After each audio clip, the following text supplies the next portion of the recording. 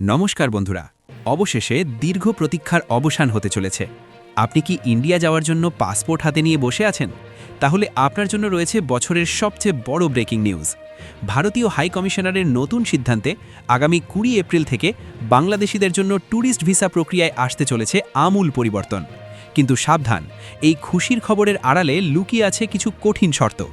আপনি যদি আগের নিয়মে আবেদন করেন, তবে আপনার ভিসা রিজেক্ট হওয়ার সম্ভাবনা ৯৯%। কেন ২০ এপ্রিল তারিখটি এত গুরুত্বপূর্ণ? কোন সেই ৫টি নতুন নিয়ম যা না জানলে আপনার ভারত ভ্রমণ মাটি হতে পারে? সব কিছু নিয়ে আজকের এই মেগা ভিডিও। একটুও স্কিপ না করে শেষ পর্যন্ত দেখুন, কারণ আজকের তথ্যগুলো আপনার কয়েক হাজার টাকা এবং মূল্যবান সময় বাঁচিয়ে দেবে। বন্ধুরা, আমরা জানি গত কয়েক মাস ধরে সাধারণ ট্যুরিস্ট ভিসা পাওয়া কতটা দুষ্কর ছিল।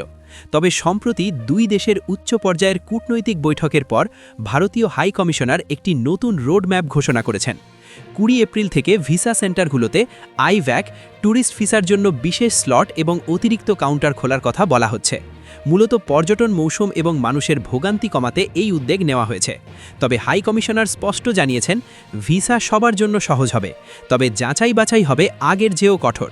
এখন আলোচনা করি সেই ৫টি শর্ত নিয়ে, যা আপনাকে ২০ এপ্রিলের পর অবশ্যই মানতে হবে। ১. বায়োমেট্রিক ও লাইভ ফটো ডিজিটাল ভেরিফিকেশন। আগে অনেক সময় এজেন্টের মাধ্যমে আবেদন করা যেত, কিন্তু এখন থেকে প্রতিটি ট্যুরিস্ট ভিসা আবেদনকারীকে সশরীরে আইভ্যাক সেন্টারে উপস্থিত হয়ে বায়োমেট্রিক এবং লাইভ ফটো দিতে হবে। দালাল চক্র রুখতে এই প্রযুক্তিতে বড় পরিবর্তন আনা হয়েছে। ২. ব্যাংক ব্যালেন্সের নতুন সীমা, দ্য ফাইন্যান্সিয়াল ব্যারিয়ার। আগে নামমাত্র টাকা থাকলেই হতো, কিন্তু নতুন নিয়মে আপনার ব্যাংক স্টেটমেন্টে গত ৬ মাসের স্বচ্ছ লেনদেন থাকতে হবে। বিশেষ করে যারা ট্যুরিস্ট ভিসায় যাচ্ছেন, তাদের অ্যাকাউন্টে ক্লোজিং ব্যালেন্স অন্তত ৫০ থেকে ৬০,০০০ টাকা থাকা বাধ্যতামূলক করা হতে পারে। ৩. ইউটিলিটি বিলের কঠোরতা। সবচেয়ে বেশি ভিসা রিজেক্ট হচ্ছে এই কারণে। আপনার বর্তমান ঠিকানার বিদ্যুৎ বিল বা গ্যাস বিলের কপি অবশ্যই গত ৩ মাসের হতে হবে এবং সেখানে থাকা ঠিকানা ও আপনার পাসপোর্টের ঠিকানা হুবহু এক হতে হবে। সামান্য অমিল থাকলেই আবেদন বাতিল। ৪. কনফার্মড হোটেল বুকিং ও ট্রাভেল রুট। নতুন নিয়মে আপনি ভারতে গিয়ে কোথায় থাকবেন তার কনফার্মড বুকিং পেপার আবেদনের সাথে দিতে হতে পারে। এছাড়া আপনি কোন বর্ডার, হরিদাসপুর, গেদে বা চ্যাংরাবান্ধা দিয়ে ঢুকবেন এবং বের হবেন তা আগে থেকেই ফিক্সড করে দিতে হবে। ৫. পেশার প্রমাণপত্র যাচাই স্ট্রিক্ট ভেরিফিকেশন। চাকরিজীবীদের ক্ষেত্রে এনওসি এবং ব্যবসায়ীদের ক্ষেত্রে আপডেট ট্রেড লাইসেন্সের পাশাপাশি ট্যাক্স বা টিন সার্টিফিকেটের কপি চাওয়া হতে পারে। হাই কমিশন এবার এই নথিগুলো ডিজিটাল পদ্ধতিতে ভেরিফাই করবে। এখানেই শেষ নয়, আরও কিছু তথ্য আপনাদের জানা দরকার। ভিসার মেয়াদ।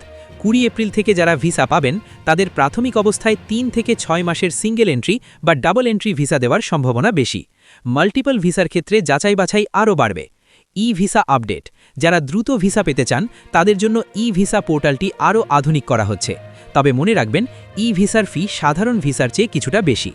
পরিবারকে অগ্রাধিকার। আপনি যদি একা আবেদন না করে পরিবারের সাথে স্বামী, স্ত্রী বা সন্তানের গ্রুপে আবেদন করেন, তবে ২০ এপ্রিলের পর আপনার ভিসা পাওয়ার হার অনেক বেশি থাকবে। তাহলে এখন আপনার কাজ কি?